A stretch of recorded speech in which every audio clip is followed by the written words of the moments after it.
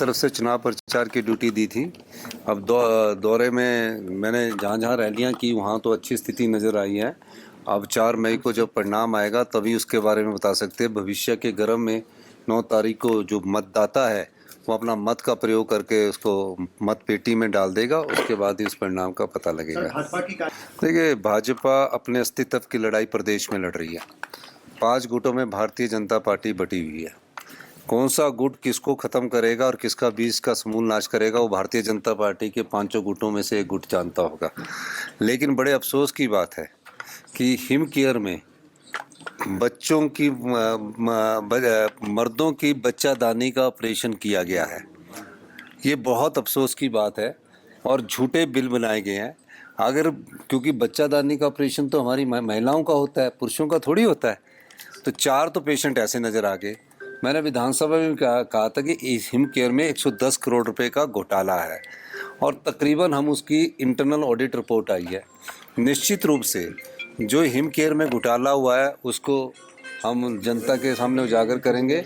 और मैं एक बात और कहना चाहता हूँ कि भारतीय जनता पार्टी जो बात कहती है उस पर अभी वो आपसी असमंजस में फंसी हुई है कि किसको क्या कहना है। मैं एक चीज़ कहना चाहता हूँ कि वो बार बार उनके एक नेता बोलते हैं हिम केयर बंद की जा रही है।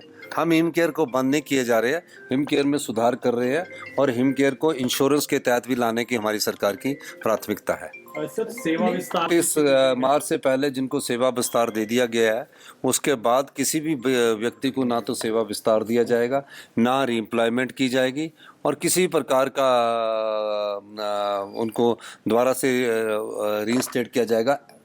कहीं मेडिकल एजुकेशन में कहीं डॉक्टरों के एसोसिएट प्रोफेसर को भी हम नई नियुक्तियां दे रहे हैं। तो ये सब चीज़ें डॉक्टरों के जो मेडिकल कॉलेज है उसमें किया जा सकता है और कहीं भी नया सेवा विस्तार भविष्य में नहीं दिया जाएगा। अगर कोई गंभीर किसी की कार्यप्रणाली बहुत अच्छी होगी कोई ऑफिसर्स की तो उसको दिया जाएगा। कल के आदेश 31 तारीख के है और जो ये चैनल चला रहे हैं उनको पहले जानकारी लेनी चाहिए कि वो 31 दिसंबर से के पहले के है। तो कल हमारे नए सेवा विस्तार नहीं दिया जाएगा, उसके ऑर्डर जारी किए गए। डेफर्ड का मतलब ये नहीं है कि सैलरी इनकी काटी जा रही है। ये एक प्रयास किया गया है बजट को अनुशासन में लाने का और बजट को जब हम अनुशासन में लाते हैं तो उसके में थोड़े से सुधार करने पड़ते हैं। तो कुछ सुधारात्मक कदम उठाकर हम आगे बढ़ेंगे। और मैं ये भी कहना चाहता हूँ कि प्रदेश में कई बार कोई लोग बोलते हैं कि आर्थिक संकट है। हालांकि भारतीय जनता पार्टी ने हमारा जो रेवेन्यू डेफिसिट ग्रांट है वो 10,000 करोड़ रुपया काट दिया है और मैंने बजट जो रखा है वो 3,000 करोड़ कम करके रखा 3,900। इसका मतलब ये नहीं है कि हमारे में कोई हम आगे नहीं बढ़ेंगे। हम प्रदेश आत्मनिर्भरता की ओर बढ़ेगा, निश्चित रूप से इसमें कोई दो राय नहीं है।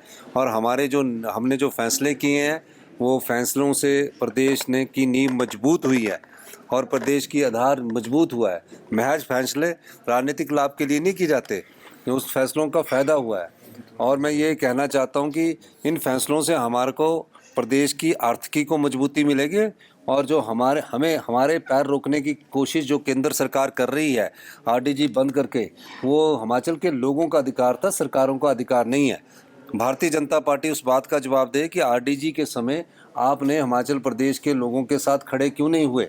आरडीजी के समय आप शोर करते रहे, आप क्यों नहीं गए रेवेन्यू डेफिसिट ग्रांट के लिए हमारे साथ प्रधानमंत्री जी को मिलने के लिए, फाइनेंस मिनिस्टर को मिलने के लिए?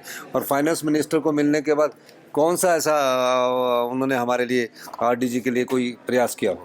सर, पंचायत चुनाव दी थी सर, उसको कोर्ट ने रोक लगाई है। उसको तो कोई नहीं, कोई शक्तियाँ कैबिनेट देती रहती है और उस पर रोक लगती रहती है। कोर्ट का दायित्व भी बनता है ये, और उन्होंने रोक लगाई है। हमने तो 31 मई को पहले ही बोला है, विधानसभा के पटल पर बोला कि 31 मई को चुनाव होंगे।